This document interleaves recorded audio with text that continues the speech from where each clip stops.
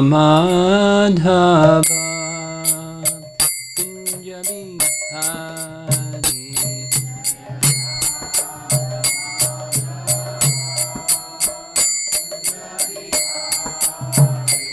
Jaya Radha Madhava Kunja Bihari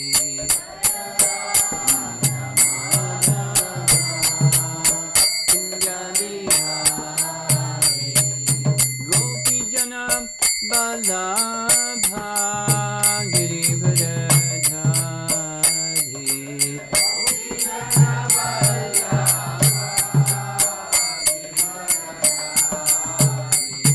Gopi Jana Balabha Girivardhari Gopi Jana Balabha Girivardhari Yasodanandana Brajajanarandana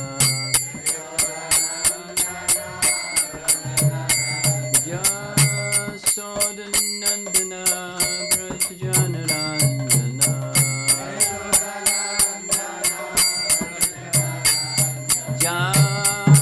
Jamanatira Vanachari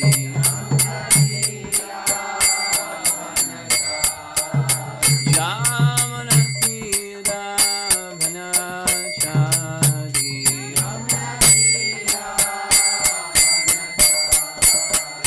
Jaya Radha Madhava Kunja Bihari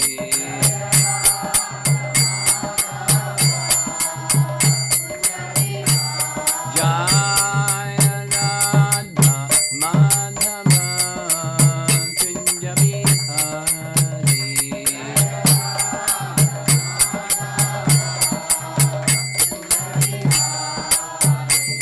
Gopi Jana Balabha Girivardhari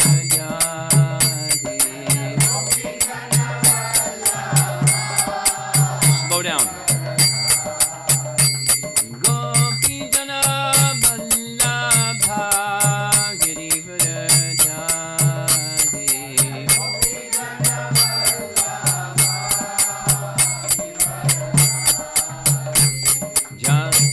Jasodanandana Brajajanarandana Jasodanandana Brajajanarandana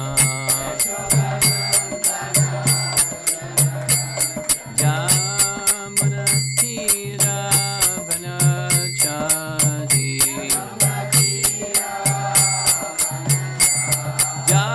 Jamanatira Vanachari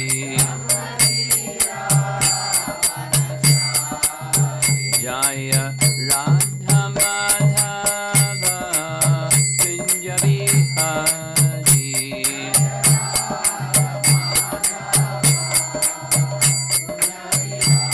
Jaya Radha Madhava Kunja Bihari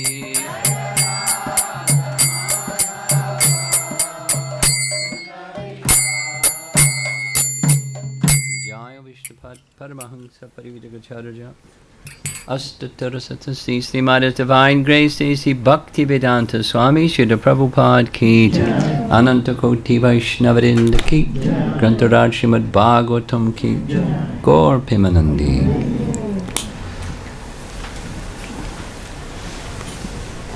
So a little housekeeping first. Men, move forward if you can. This young boy in the red sweatshirt here, or not, could you move over to this side so that some of the ladies can sit over on this side? That would be nice.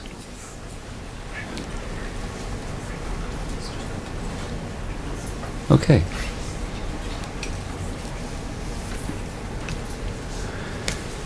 Om Namo Bhagavate Vasudevaya. Om Namo Bhagavate Vasudevaya. Om Namo Bhagavate Vasudevaya. Om Namo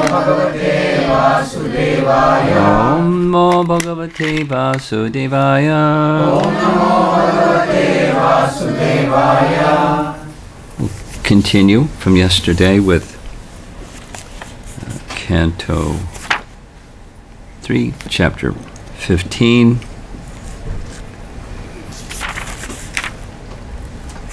Reading text number 47.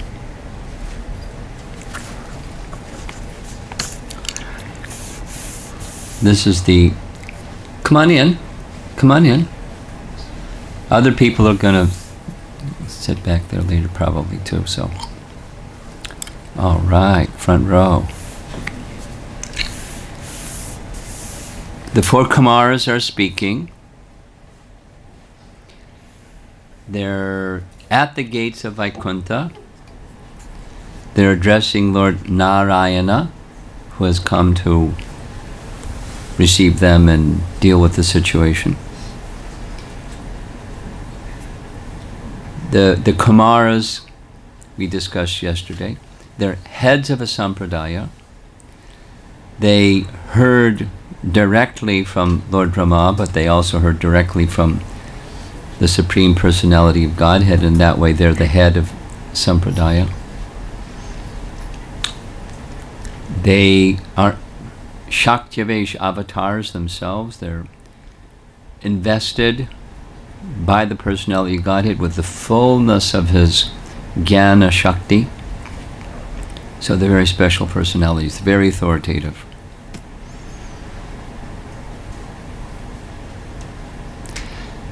There's a nice discussion in the 10th canto, one of the very last chapters, not the last, but towards the end, prayers by the personified Vedas. So there's a discussion there between the personified Vedas and the Kumaras. I mean, they're the point is they're topmost authorities. So bear that in mind as we're hearing from them.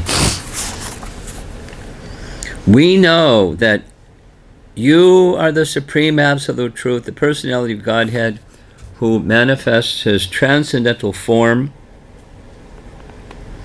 in the uncontaminated mode of pure goodness. This transcendental eternal form of your personality can be understood only by your mercy through unflinching devotional service by great sages whose hearts have been purified in the devotional way.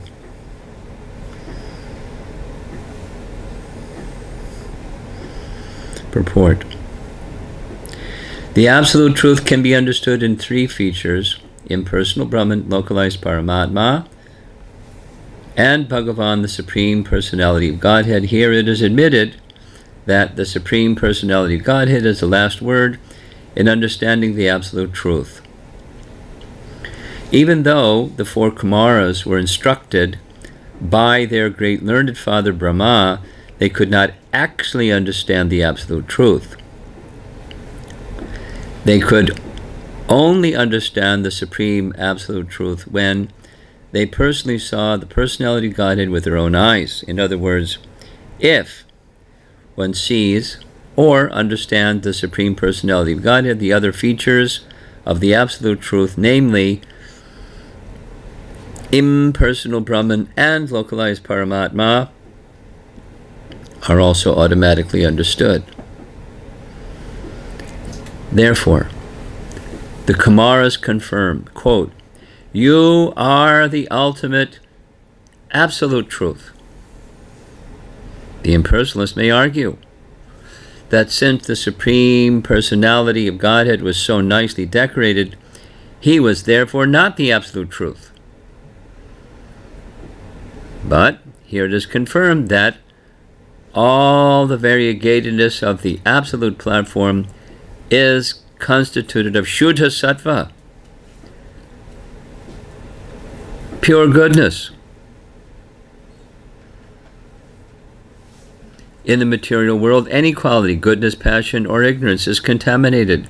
Even the quality of goodness here in the material world is not free from the tinges of passion and ignorance, but in the transcendental world, only pure goodness, without any tinge of passion or ignorance, exists. Therefore,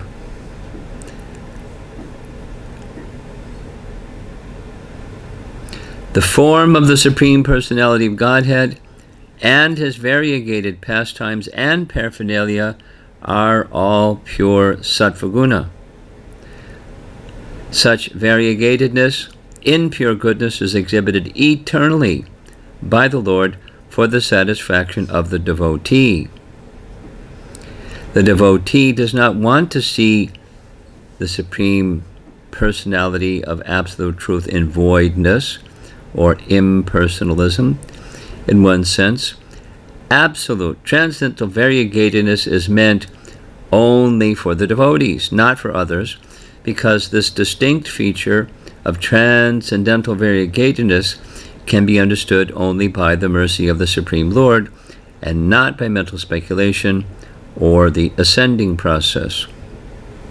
It is said that one can understand the Supreme Personality of Godhead when one is even slightly favored by him. Otherwise, without his mercy, a man can speculate for thousands of years and not understand what is actually the absolute truth.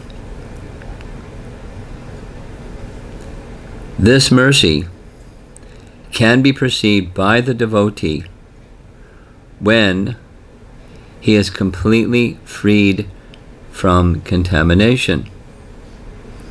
It is stated, therefore, that only when all contamination is rooted out and the devotee is completely detached from material attractions can he receive this mercy of the Lord.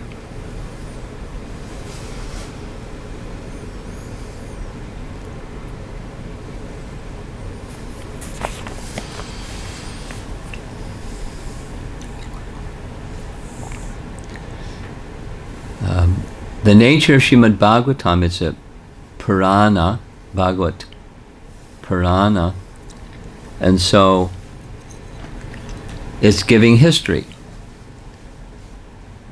And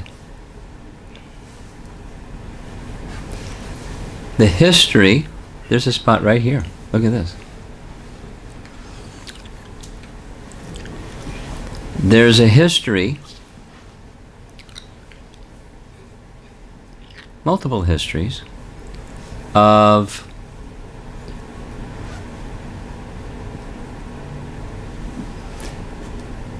personalities coming to the stage of realization of the absolute truth.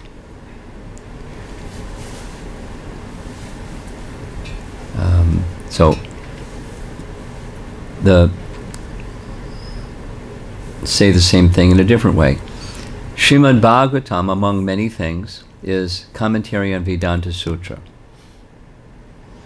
And Vedanta Sutra is a search for the absolute truth. Janmadyasya yataha, tato brahma jigyasa, janmadyasya yataha, that from which everything comes.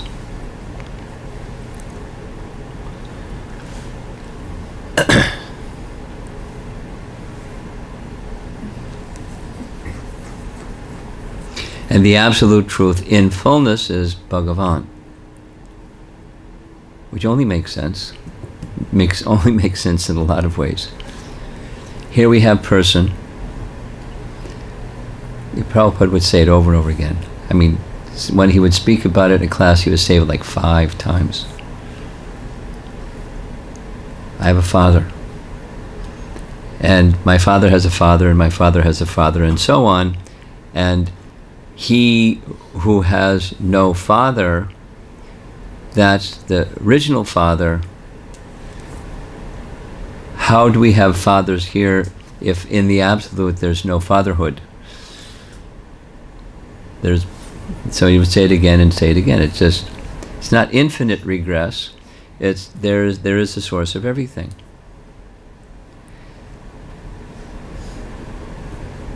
It's logical. It doesn't prove anything. It's just sensible. And the other is not sensible. Just listening to Prabhupada speak on this point yesterday. Has anyone heard of a lineage where somewhere in the lineage or the original origin of that lineage is a non-person? So why do you conclude that the origin is a non-person?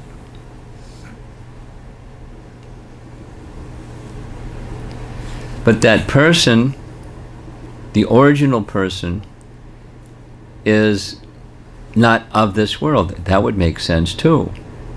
Because of this world is of the potencies, one of the potencies of the origin of everything, and that origin of everything has all potencies. Say it negatively. Here there's potencies. The origin has no potencies. Is that sensible? But that's the assertion of certain class of philosophers. So, aside from the sensibility, there's this revelation of these great authorities. Now, if I'm a scientist or an impersonalist, I may not care about the authority of the four Kumaras. Or I may interpret their assertions in a different way because it matches my predisposition.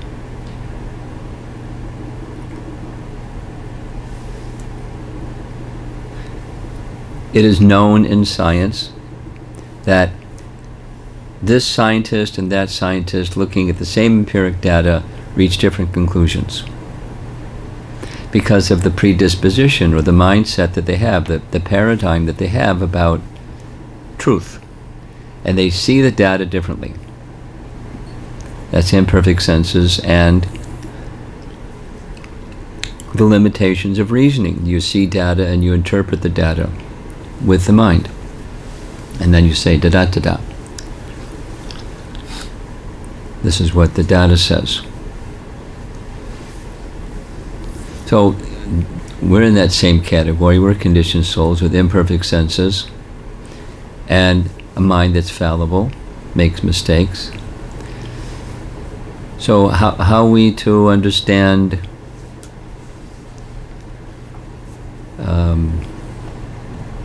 the Bhagavatam? How are we to understand Bhagavad Gita? How do we understand Bhagavan? How do we understand what the source of everything is? And it's right here. It's with mercy.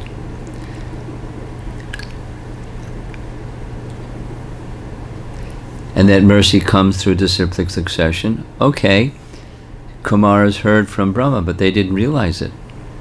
So there's some special mercy. Now the special mercy, we discussed this yesterday, it may have been delayed, but recognizing the mercy the Kumaras had received from Brahma and their searching aptitude, the Lord revealed himself and So they're just seeing him for the first time, but they know all about him because they heard from Brahma. They just hadn't realized it yet, fully. So same for us. We've heard and we haven't realized yet, fully. So we need some mercy, right? Need a whole lot of mercy. And that dispensing of that mercy is in the hand of one who's merciful. So I'm impatient. I want mercy now. Mercy is withheld from people who are demanding like that. Now there is an eagerness for mercy. That's important. You know this Prabhupadism the duck that quacks the loudest gets the bread. You know that? Anyone not know that one? Okay. One morning walk, it happened in London, I heard later, because someone else told the same story from London. But it happened in New York. We were in a place in Brooklyn called Battery Park, morning walk, and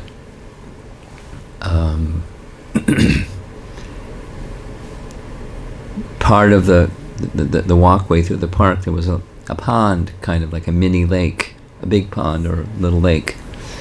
And so Prabhupada went off the path and over towards the lake, and as he walked over towards the lake, the ducks came. And Prabhupada turned to the devotees, said, "Does anybody have any prasadam?" And somebody had some prasadam, and they, so Prabhupada said, "Feed the ducks." And then, they fed the ducks. And then we walked away, and Prabhupada said, "So what did we learn?" And everyone looked at everybody, and then Prabhupada said, "The lesson is, the duck that quacks the loudest gets the bread." Because they would reach their neck out and make the duck sound, quack, quack. And the one that would come to the front would get the bread, get the prasadam. So being enthusiastic to get Krishna's mercy helps to get Krishna's mercy. And then comes this other lesson, being patient, which it's Rupa Goswami's teaching, isn't it? Utsahan nishchayat dhairyat. Be patient while you're being enthusiastic. Sounds like go, stop. It's not stop, it's maintain enthusiasm, because we need Krishna's mercy. And we're allowing Krishna to dispense his mercy when he wants to dispense his mercy. Because he's the master, and we're the servant, and our business is not to see Krishna as our order supplier for material or anything. We're dependent, but the relationship is not he's the order supplier. Hurry up. You got a big warehouse back there. Fill my order. What's going on? I'm going to lodge a complaint. The warehouse manager, he's not delivering what I want. So that's not right.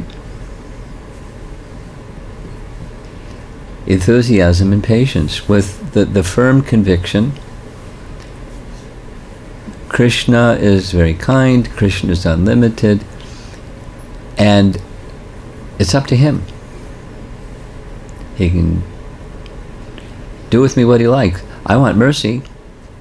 He can do with me whatever he likes. And that's not a wrong idea, that's the right idea. So maintain enthusiasm.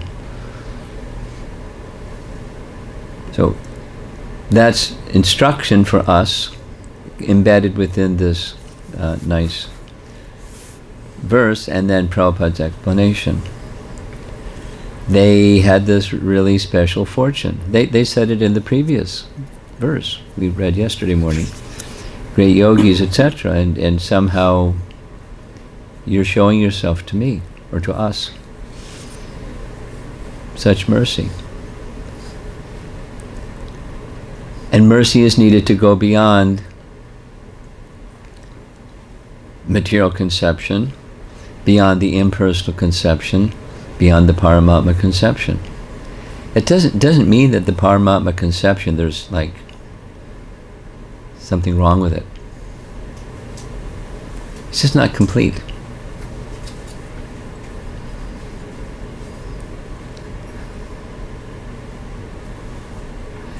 It's a subset of the realization of devotees, that have an understanding of Bhagavan, and are, at least are pursuing a relationship with the personality of Godhead. So until we have that experience of, like the Kumaras here,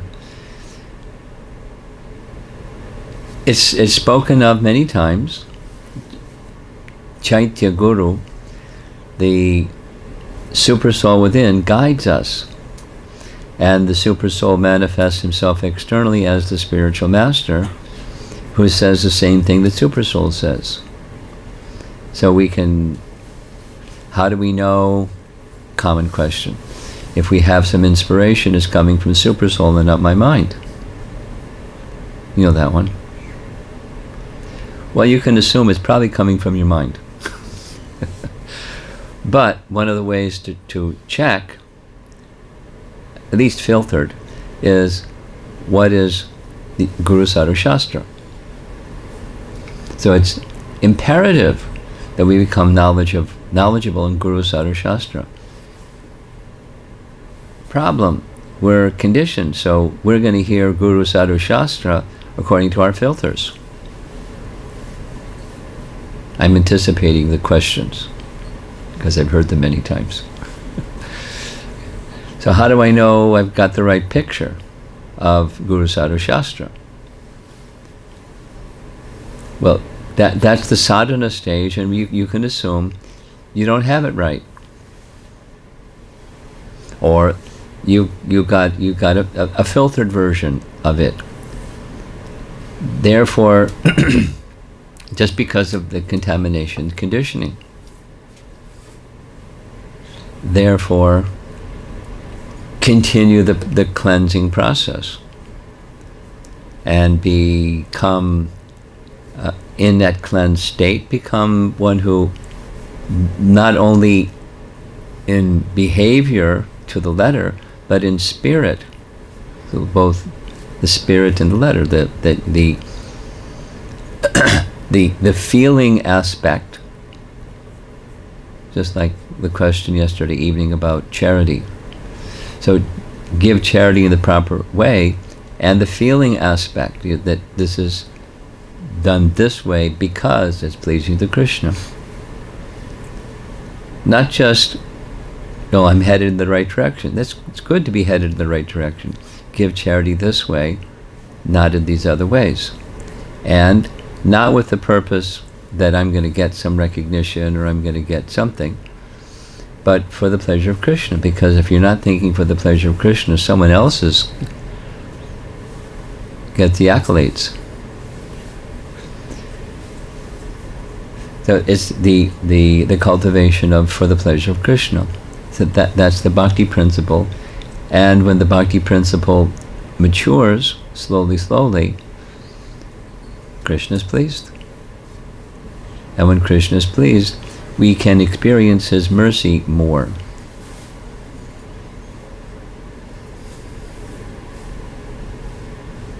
Like the sun shines. The sun shines equally everywhere. Krishna is equally merciful everywhere. When we become qualified with eager for the mercy of Krishna and the representatives of Krishna, the disciplic succession, dear representatives of Krishna, when that eligibility grows and grows,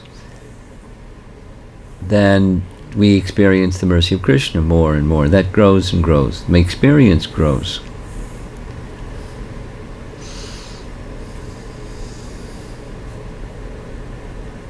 And the other processes, we could say it negatively, let's say it then positively. Negatively, they can't deliver that. Say it positively. Then if they can't deliver that, why are they even there? Because they help to qualify somebody to become eligible in that way.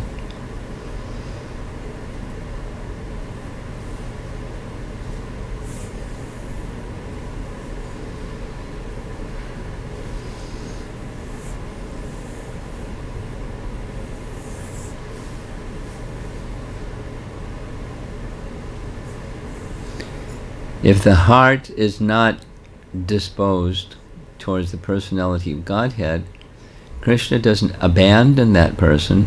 He gives them something that can help qualify them. And so there's all kinds of things. There's demigod worship, and there's this and that. The impersonal conception, and looks like Krishna's encouraging those that are going for it, the impersonal conception. Even the motivation is not, I want to know, the motivation is, I want to become God. So there's some facility, because he's kind to everyone. But that kindness is also to help qualify one. And then into the life of a very fortunate person comes a devotee who gives that connection with the personal feature, because they've received that connection with the personal feature from a kind person. Distributors of bhakti are essential for the well-being of society. And the distributors of bhakti have to be discriminating about how and who and when and where to deliver that benefit. Now there are some methods, like the chanting of the holy name, that are universally beneficial. I'm thinking now of standing at the immigration counter entering China. I'm not going to say to that immigration agent, Hare Krishna, Krishna Krishna, Hare Hare, Hare Rama, Hare Rama. Back to where it came from, bub. But we have to use our discrimination. Time, place, circumstance. But if the bhakti is being carried in the heart, then it's not just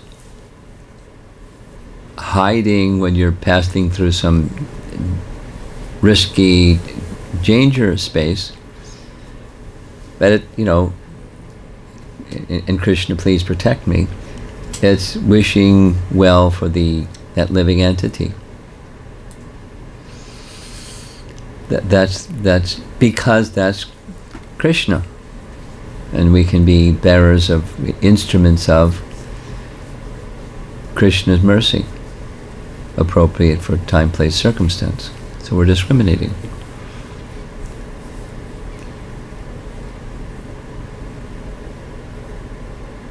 Unless you're Prahlad Maharaj, then you can say anything to Hiranyakashipu and Shanda and Amarka and have attempted murder. Because so if we're not on that platform, we're being selective. We're madhyamas being selective and discriminating. What's according to the living entity's position, what's appropriate.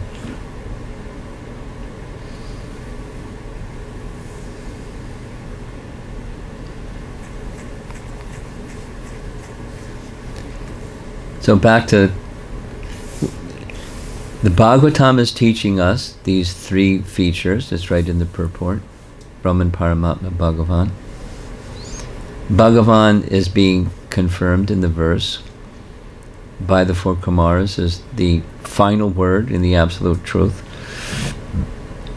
They're very clear. They're clear that mercy has been required to have that realization, which they didn't have before. Now they have. And they're declaring it here in the pages of the Bhagavatam, but the message is to the personality of Godhead. Explicitly, directly spoken message. And we're the readers. The benefit is for us. That's why it's in the Bhagavatam.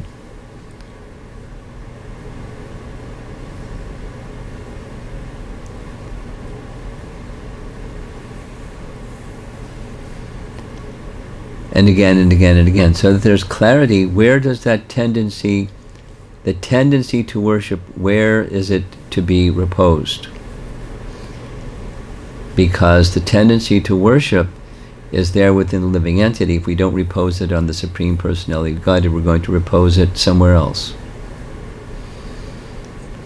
Even the impersonal, worship of the impersonal.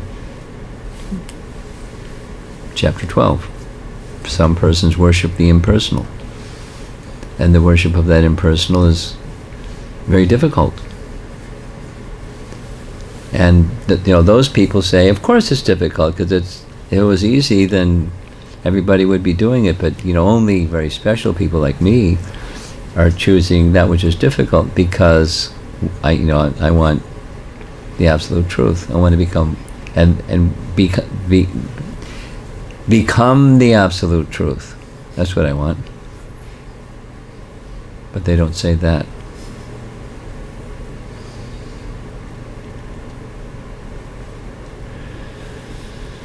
Last snare of Maya. So we need mercy, and mercy, we need to receive it and we need to distribute it according to our capacity, both receiving and distributing. And the more we try to receive, and the more we try to the more you try to distribute, the more you realize you don't have much. Therefore, let me become better recipient of mercy. It works like that. And when Chaitanya Mahaprabhu sees that we're trying to become better instruments for distributing mercy, he gives us mercy.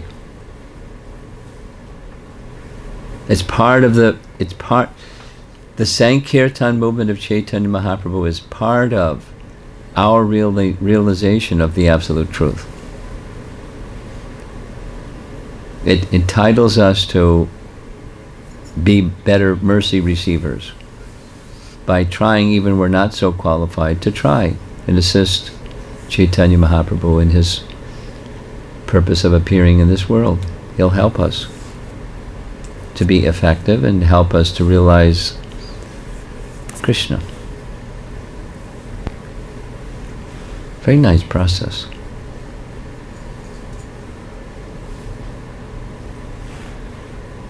See if there's some discussion.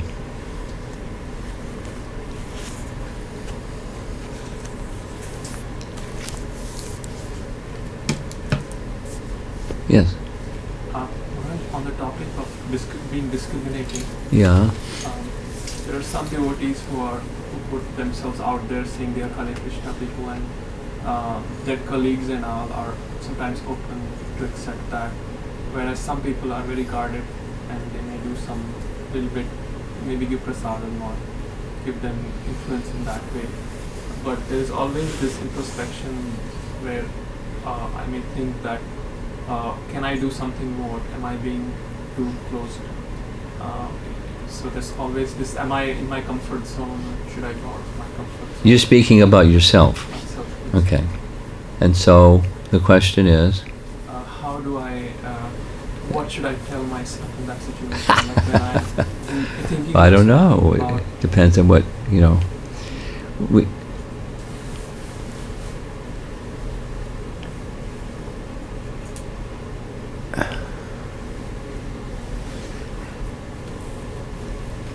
it's good to be introspective and understand what my capacity is, including my capacity of faith. It's like yoga. This is yoga or physical therapy.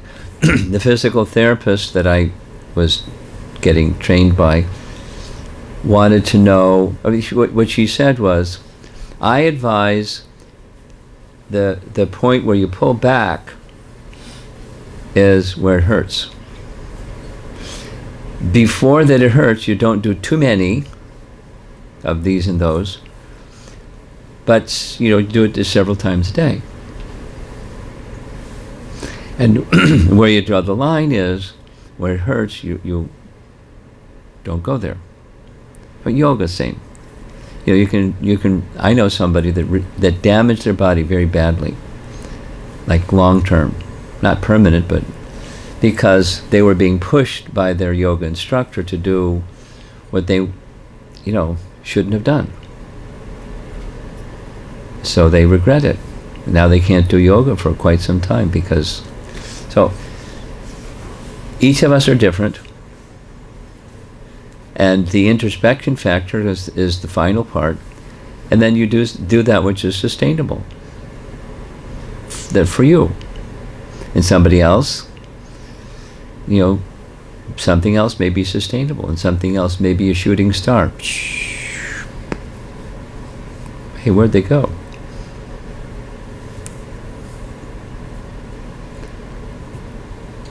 So it's Bhaktivinoda Thakur shares.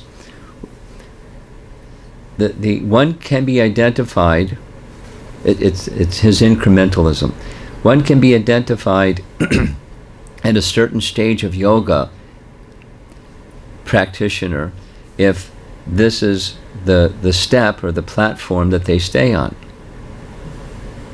Then one can identify, here's a karma yogi, here's a gyan yogi, here's a dhyan yogi, or whatever. A devotee, however, is progressive. They may be at this level, but they're not comfortable, the comfort zone term. They're doing that which is sustainable, and they're always looking to go further.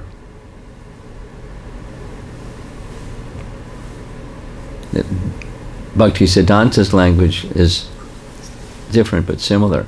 A Vaishnava is always looking to forward where they want to go. They're not complacent. But to do something that's sustainable, then it should be something that you can do regularly. The yoga and all these different examples, physical therapy, and it works. You do under guidance of a good physical therapy. You can start to do stuff that you prior to that you couldn't do, and they can do so many more of them, and it doesn't hurt you. So introspection, asking the question you ask, that's good, and stretch a little bit, not too much. And in different circumstances, in different offices, there can be more receptivity, and there can be something the opposite. There can be somebody in the office that's troublemaker. So we have to be circumspect about not only what's comfortable for us, but what's practical for the circumstance.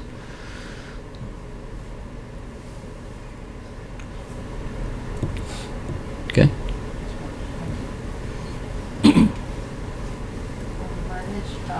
Do we have a microphone?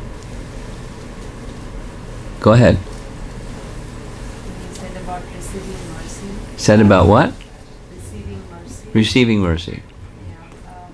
One aspect that I understand is like we receive mercy through service. Through Receiving mercy to study, through service. to do service. To do service. Receiving mercy to do service. So what are the other aspects of receiving mercy? Eagerness. Oh, other aspects of? I mean, to me, like, I want to understand what is receiving mercy means. What does receiving mercy mean? That's what you want to know. Yes. Well, it's different for different people. What the experience is. Right? Receiving mercy can be, you get a bonk on the head. You get obstacle after obstacle after obstacle after obstacle.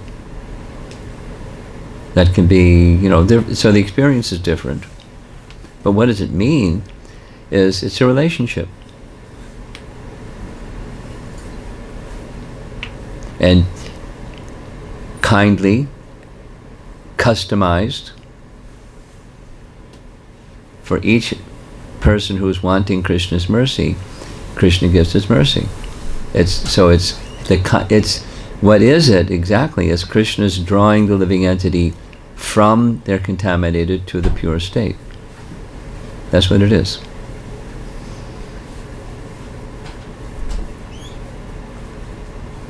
And the experience of it is different.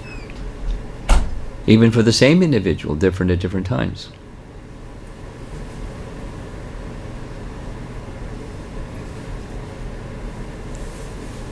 What is it? It's Krishna's kindly reaching, because there's a call somewhere inside there to come closer, and Krishna's reaching to bring one closer.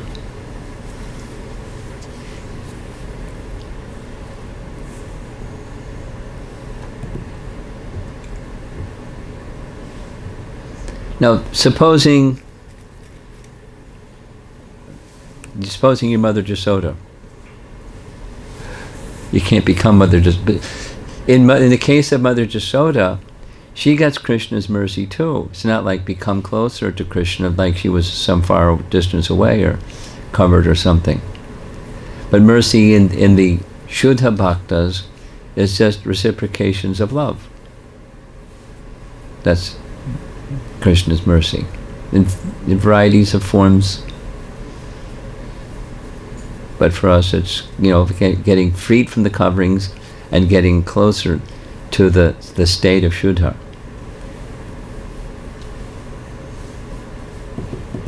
Okay? All the way in the back. Hare Krishna Maharaj, there are many people are different followers of different kinds of impersonal philosophies. So those people, they are coming closer to Krishna or going far off from Krishna? How you can say they're coming closer to Krishna? Probably because they have some spiritual inclinations. They are. But the spiritual inclination with a gun in their hand, pointed at Krishna.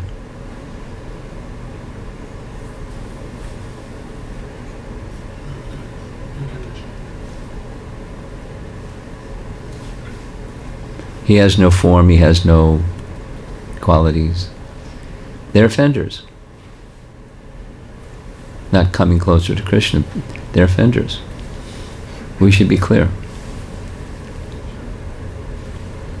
And that there's the disposition of heart is important, because out there in the spiritual marketplace, there are persons that are sincere, and what they get is poison instead of,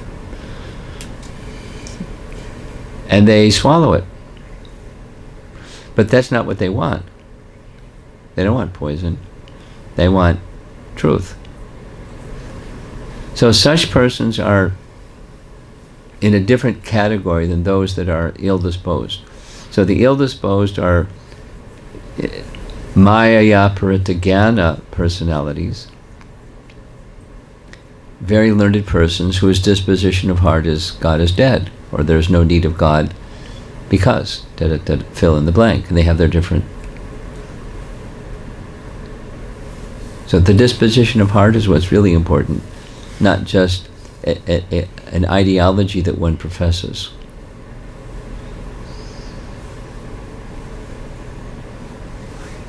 Okay?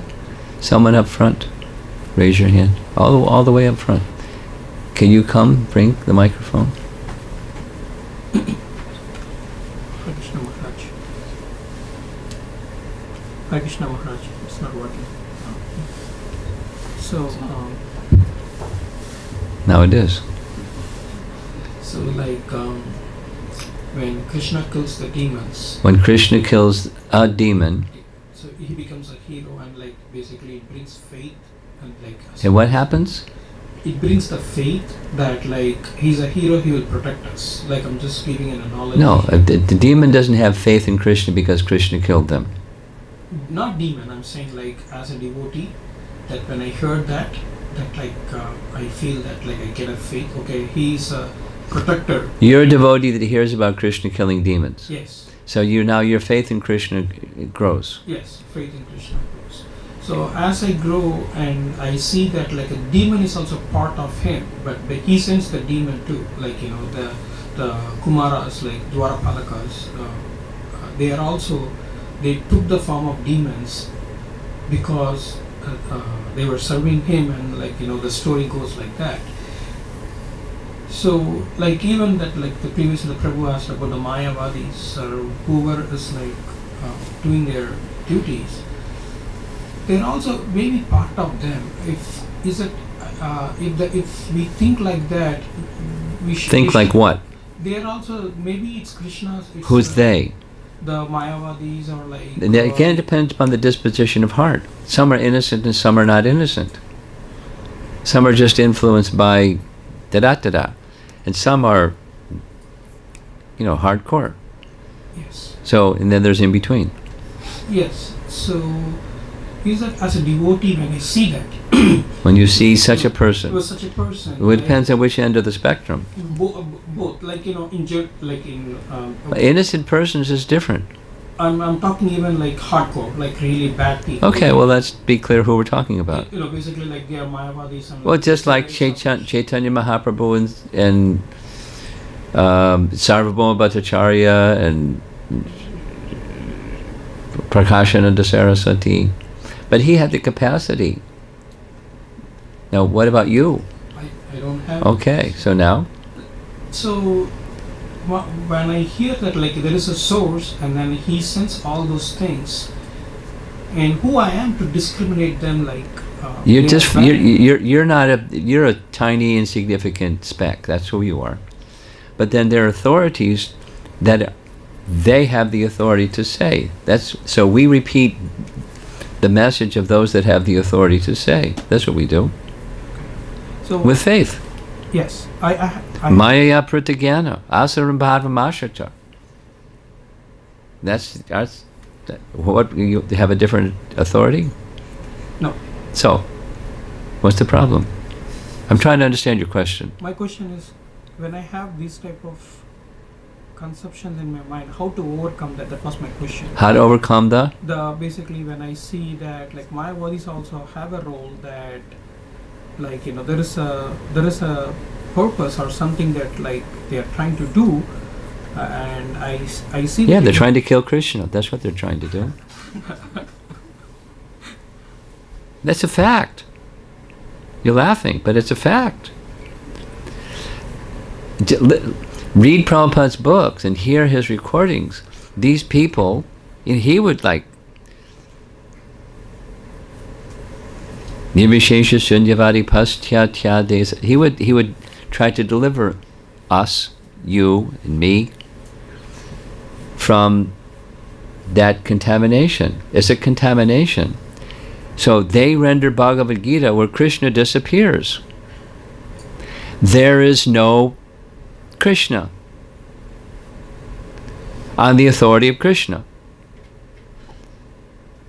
It's besides it's wrong and insulting. That's their intention. And if there's no Krishna, what's left? They're where it's left. They're the authority that's above Krishna. The Vedas are searching the absolute truth, and there's no Krishna. That's, go write your own book. Don't write commentary on Bhagavad Gita. But, they want to eliminate Krishna. That's their intention. Scientists, some of them are not explicit, some of them are explicit. Our mission is to put God where he belongs, out of existence. So I saw this BBC documentary, interviewing scientists. They're very clear what their mission is. Some aren't so clear. They're just influenced by those that are clear. And they're not recognized. So I'm sorry to go on a rant about this, but they're not able to recognize their senses are imperfect and their reasoning capacity is faulty. One of the big ones, where's the evidence? With his voice raised. Where's the evidence?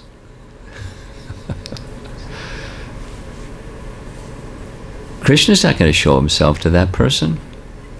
He's going to give the intelligence how to persuade himself and others there is no God.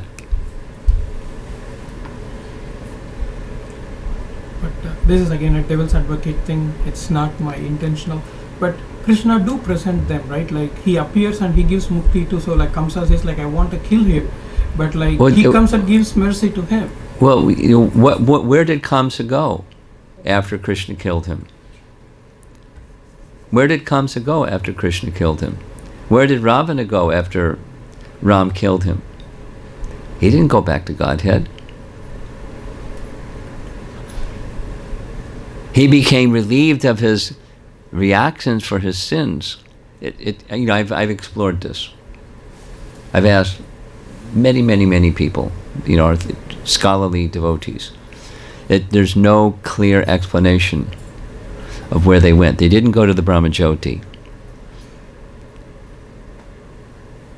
because they came again and they came again. So where'd they go? They didn't go to the Brahmajyoti and then fall again. So the liberation is neutralize their sins. Some kind of neutral state. But anyway,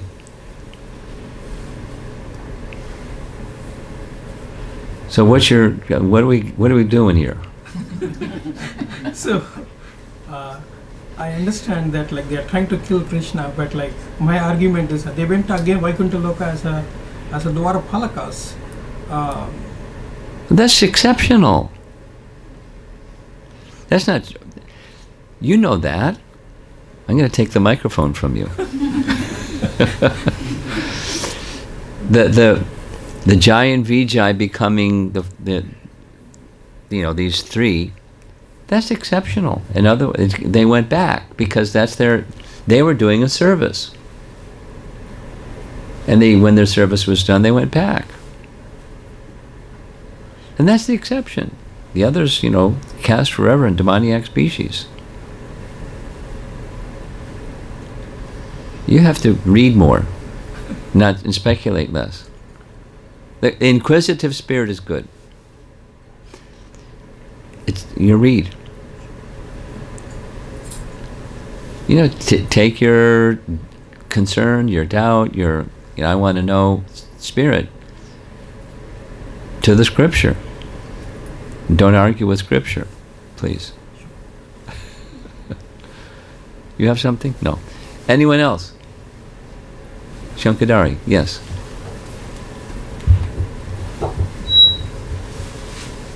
Maybe you better do without because it's going to screech. Go ahead.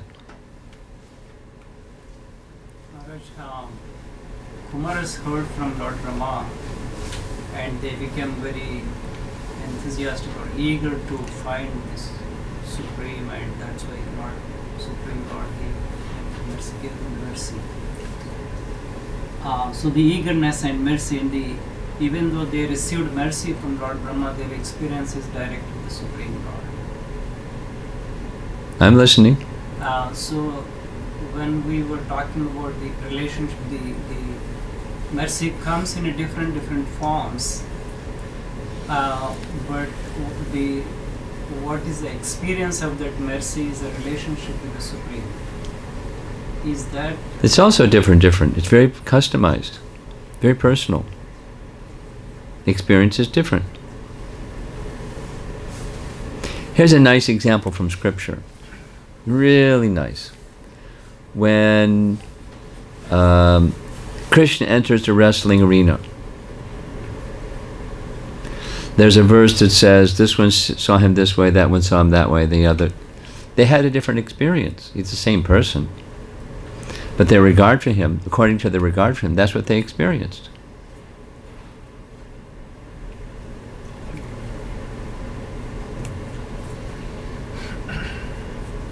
How's that? Same for us. Chanting of the holy name, a room full of people chanting in kirtan, or each morning chanting japa, our experience is going to be different. And in part it has to do with the mind and the modes of nature and all that, but in the purified state it's also going to be different as we become purified. And the next day and the next day, even for every one of us, it may be a little different, likely to be a little different. Dynamic and variegated, personal. Big adventure. No? Microphone back there. You have another one? Yeah, just to follow up on that, or the extension of that. So, but when one receives the mercy, the eagerness should increase because they're experiencing it. But often they, I see some devotees like they're not becoming more eager or just struggling with where they are. What is the cause for that? Attachment to the temporary.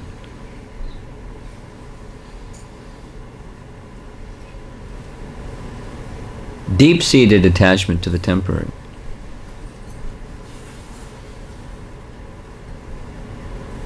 Addiction to the temporary.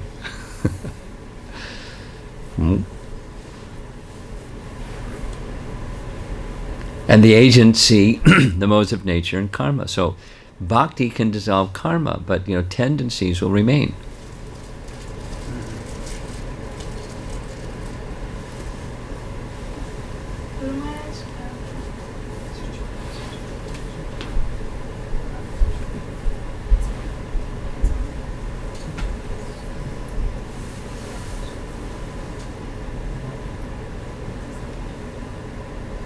She doesn't know how to get the microphone to work. We have a teenager back there.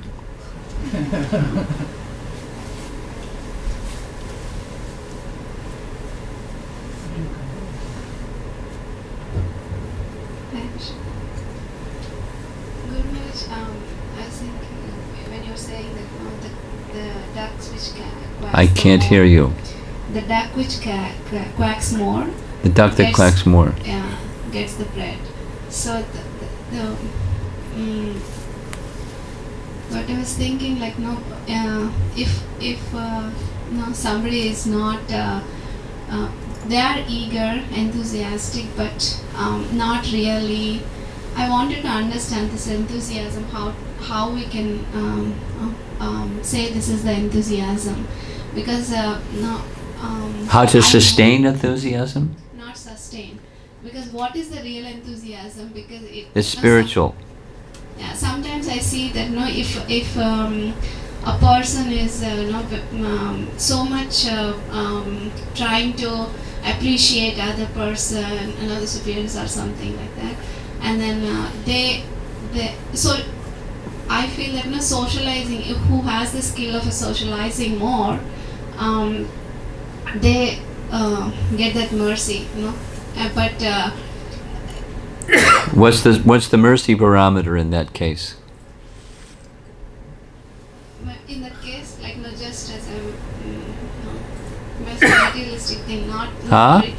it's like a materialistic thing. It's just So that's not mercy. It's something else. Somebody is very private, somebody is very social. Is the social person going to get Krishna's mercy more than the private person? Come on. Just have a different nature, psychophysical nature. There's variety in this material world, and there's variety in the spiritual world.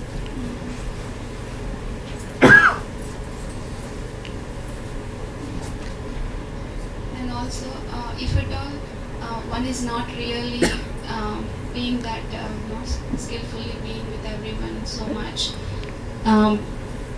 so that talkativeness is not there.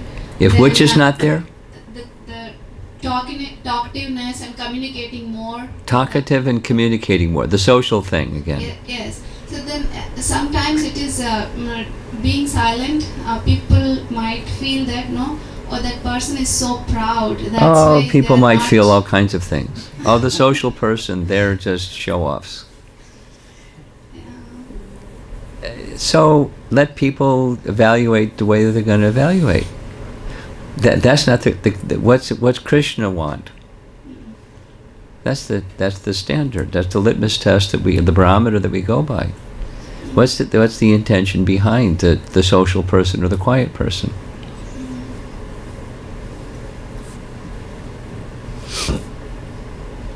But if we are feeling that or they're thinking like that about me, so That's feeling your bad problem. about- yeah, feeling bad about. That's your problem, Yeah. not their problem. Okay. So that means I'm wanting to be recognized or something. Yes. Like that. Yeah. Okay. Okay.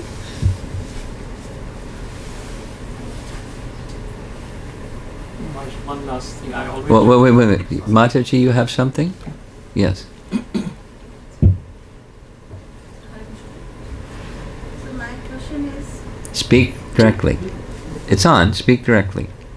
my question is like, why there is so much of Help. Turn the microphone on. Turn the microphone on. Someone that knows how to do it, turn the microphone on. Ah, we're on. so why like Prabhupada in most of the purport what I read, there is a comparison always like In purports? yeah. So Okay. like comparison is like there is a positive. and There's a there is what? Positive comparison. Positive. Positive. Yeah, and there is a comparison towards the with the impersonalist. So why we have to always compare with relative to something? Why not means we can put the same theme or the objective in a straightforward way?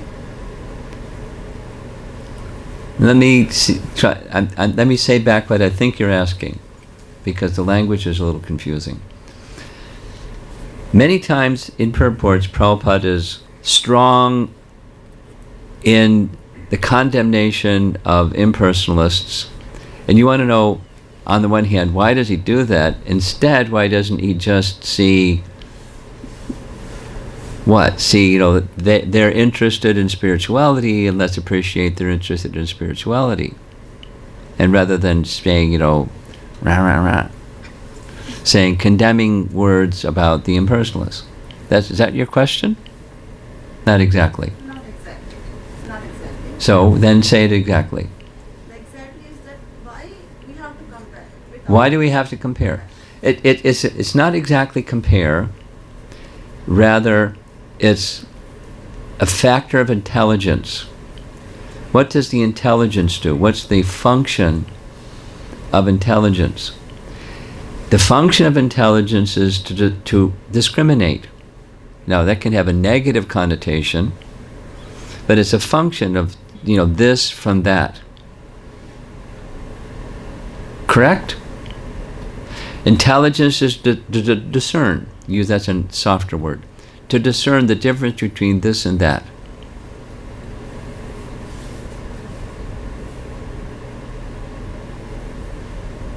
Is a function of intelligence. So it's intelligent. That's just I don't know if we're on the same wavelength yet. A child, anamoya, everything goes to the mouth. Shoe goes to the mouth. Their sister's ear goes to the mouth. Everything goes to the mouth. Anamoya. Oral fixation in the Western language. Then intelligence starts to discern. That's your brother's ear. Doesn't go in your mouth. And so there's difference between inanimate objects and animate objects. Pranamoya. Then Gyanamoya and Vijnanamoya and Anandamoya. You know that series. It's right in the Bhagavad Gita. You can look it up later. So that's the power of discrimination evolving.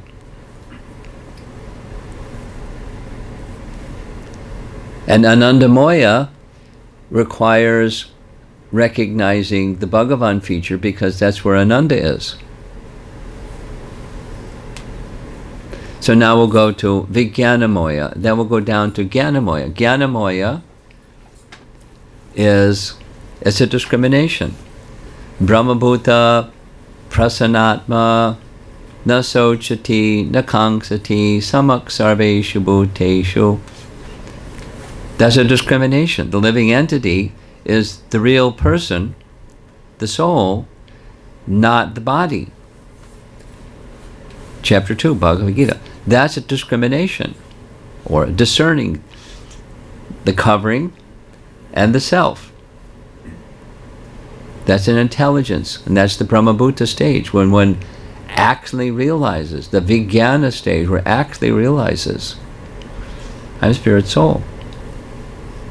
And in that position, na sochati, na kangsati, samaksa. So that's the byproduct of discrimination. It's not a bad thing, it's a function of intelligence. Now keep going. Mad bhaktim labhate param. So one becomes a devotee, bhakti, and there's another discrimination, or another discerning, the difference between impersonal and personal. Now, to your credit, perhaps the spirit behind the question is, hey, the Brahman realization stage, that's one of the realizations of the absolute truth. So why this bad talk? But you're one saying bad talk. It's why you even make a distinction. It's a function of intelligence.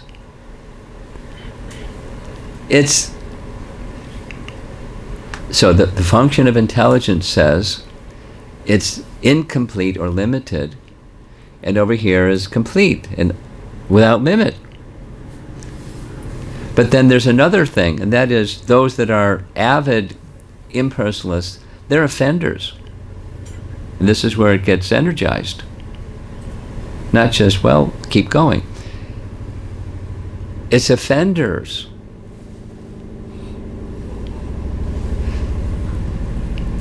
You have a mother and father, right? We all do.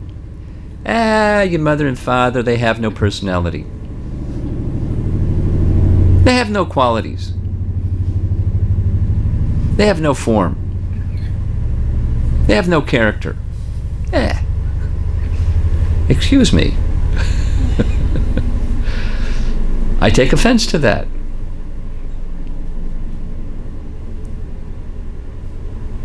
And therefore, it's not just a matter of discrimination, it's a matter of additional factor. It's insulting. Your mother, she has no personality. Pardon me. Go take your comments somewhere else. But they keep, that's their spirit. They're very clear about it. And do it again and again. That's their mentality. And behind that mentality is, I want to become the supreme. At least for some, there's innocent persons and they just buy into what they hear. But there's some persons that are not so innocent. That's their spirit. They want to become the supreme. And therefore, so that's diametrically opposed. It's a discernment function of the intelligence to say, that's diametrically opposed to Anandamoya. The stage of consciousness so they're depriving themselves and they're broadcasting this to others and damaging others that could become truly happy. Supposing I'm an environmentalist and I see all this toxin going into the air, into the water, into the lives of people, and I become an advocate for, stop this. Oh, why discriminate? Why make this distinction between people that pollute the air and the water and people that don't? Because it's makes the lives of people that live on this planet toxic. I got to speak up. And there are people that are toxifying the soul, atmaha, in the language of Ishopanishad. They're killers of the soul.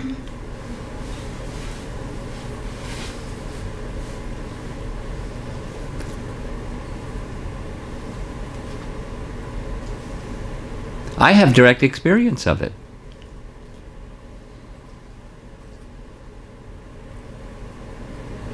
In my college, here's the direct experience. In my college days, there was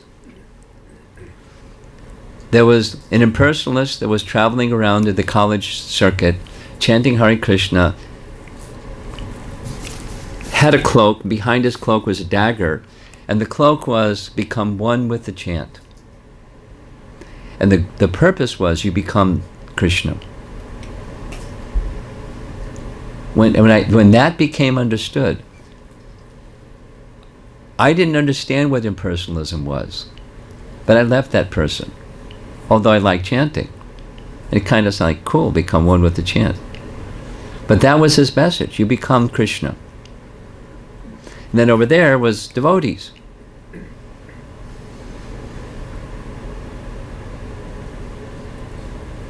And they weren't saying become one with Krishna, they become awaken your loving devotion to Krishna. So there's a discernment factor. And Prabhupada is making it very clear. Out there in, Wonderland is people who are saying, kill Krishna. And you become Krishna. Depose the king. That's what Kamsa did. He imprisoned Ugrasena and he took the throne.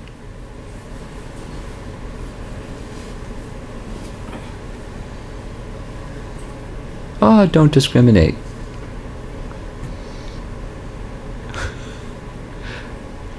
Excuse me.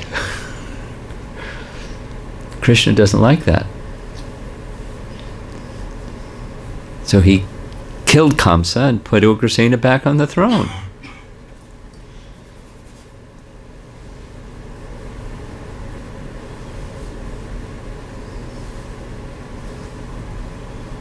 Put Krishna where he belongs. And there are people, anyway, it's a memorable impression, this BBC interview, where the scientists, knowing that they're being recorded, were saying, our mission is to put God where he belongs, out of existence.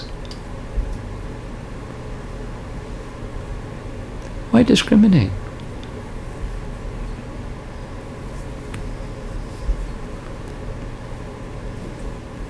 These are dangerous people. Even aside from those that are on the path of bhakti, it's very dangerous for the general public, because it's taking people into a darker and darker. And is the world becoming better or more dangerous? Just read the newspaper any day. You don't know if you're just walking, stay at your home or walk along the street or go anywhere or stay, very dangerous. The world's not getting better. And a discriminating person wants to say, hey! That's why. And the brahmanas in Vedic culture, they meant to guide the administrators. The brahmanas have to know. And if the person is taking the position of a brahmana, a person of knowledge, and leading people into a blind alley, and there's a gangster waiting at the end, hey, cut it out.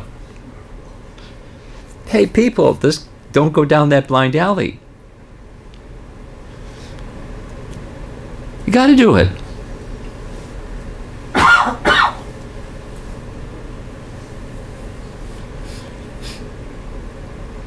Now, it can be done in different ways.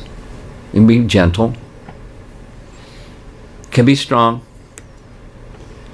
but you got to do something.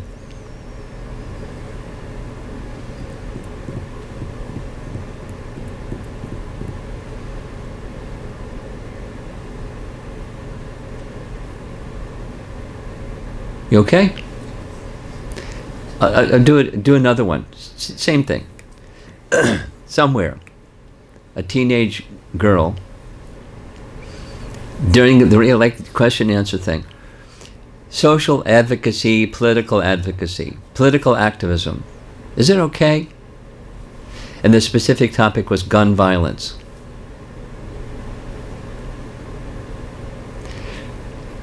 And no, when then there's an assembly for gun violence, I'm there, rah, rah, rah. But, I've been wondering, because, it's terrible. Got to do something. Political activism. Should I do it? I'm a devotee. Should I do it?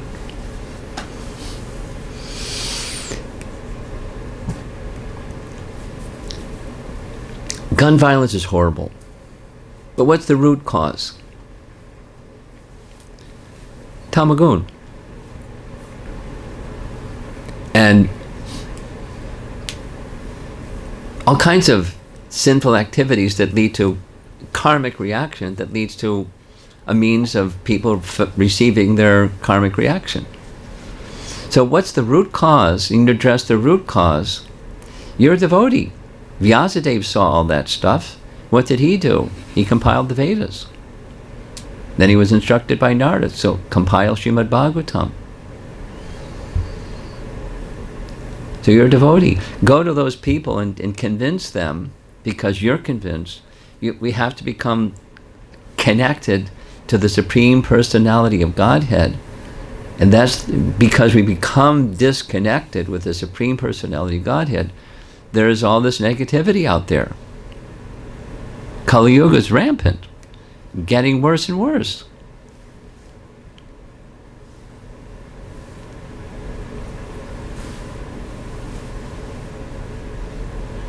We have to discriminate what the root cause is and say it. At least some people can wake up. And there may be few, but wake up. Those who are awake, those become the leaders, spiritual leaders, that can help lead other people in the right direction instead of into the ditch, into this dark alley with a bully at the other end. With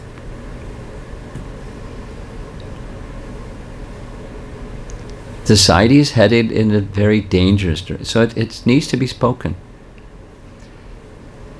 Softly maybe, but strong maybe, sometimes this and sometimes that.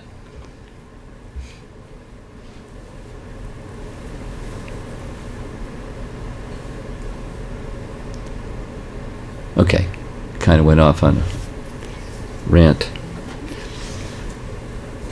It's already after 8 o'clock. We've been going for an hour and a half. I think I should end. Srila Prabhupada ki. Maharaj ki.